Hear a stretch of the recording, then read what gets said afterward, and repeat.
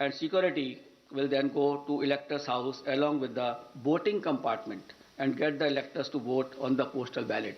That is just like ECI at the doorstep of the voter. Candidates will be provided a list of such electors along with route chart and a schedule so that they may send their representative accordingly.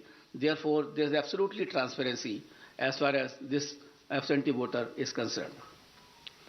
We have also given a facility of online nomination to the candidates. This is an optional facility, and we would like the candidates should use this facility so that the physical contact can be reduced and online facility can be fully utilized by the candidates who are coming for contesting the poll. Friends, another important issue is the candidates with the criminal cases. Each and every voter has a right to know the background of the candidate. Among other measures to ensure ethical elections, emphasis is also given on mandatory publicity of criminal antecedents. Candidates with criminal antecedents are required to publish information in this regard in newspaper and through television channels on 3 occasions during the campaign period. Besides this, it is also mandatory for political parties to upload on their website at the home page detailed information regarding individuals with pending criminal cases who have been selected as candidates. Along with the reasons, the political party will have to give the reasons as to why this particular candidate has been selected and no candidate without any criminal antecedent was selected, and benevolity is not the criteria for the same. And the details will be published within 48 hours of the selection of the candidate and not prior to 2 weeks before the first date of filing of nomination as was done earlier. The details of such candidates will also be available on Know Your Candidate. That is an app developed by the ECI.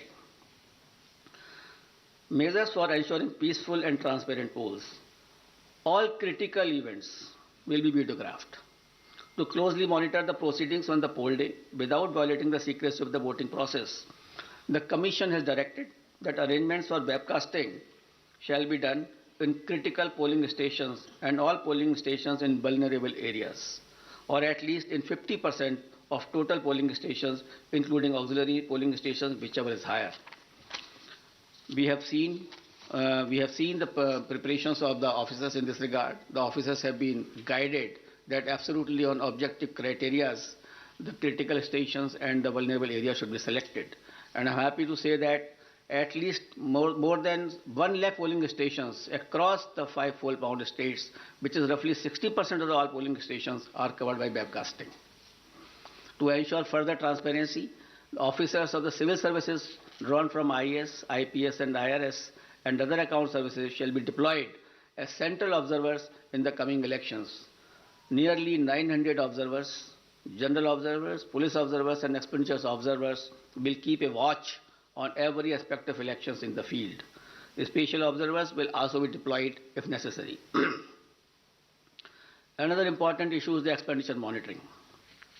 As you are all aware that only 2 days before we have increased the limit of candidates for the ensuing elections as far as the expenditure is concerned from 28 lakh to 40 lakh. As per revised limits pertinent to these 5 elections, the limit on candidate expenditure for the state of Punjab, Uttarakhand and UP will now be rupees 40 lakh, and for Goa and Manipur it shall be rupees 28 lakhs. And this also has been increased in view of keeping the digital modes of communication and the campaigns. The Commission has zero tolerance towards abuse of money power and misuse of the government machinery, as some of the political parties have mentioned to us.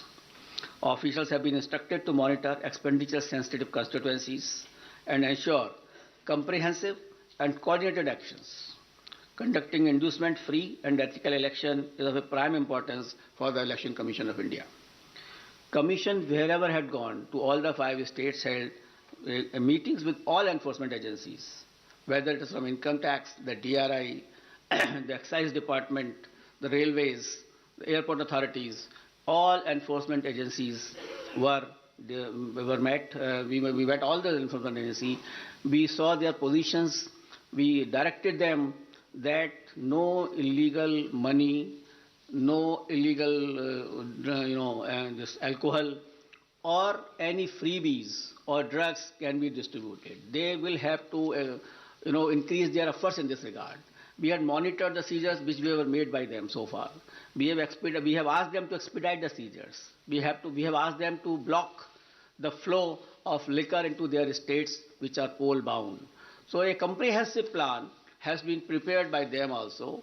And again, when we will go, we will have to examine it. We have to see that we are absolutely for inducement-free elections in all the 5 states.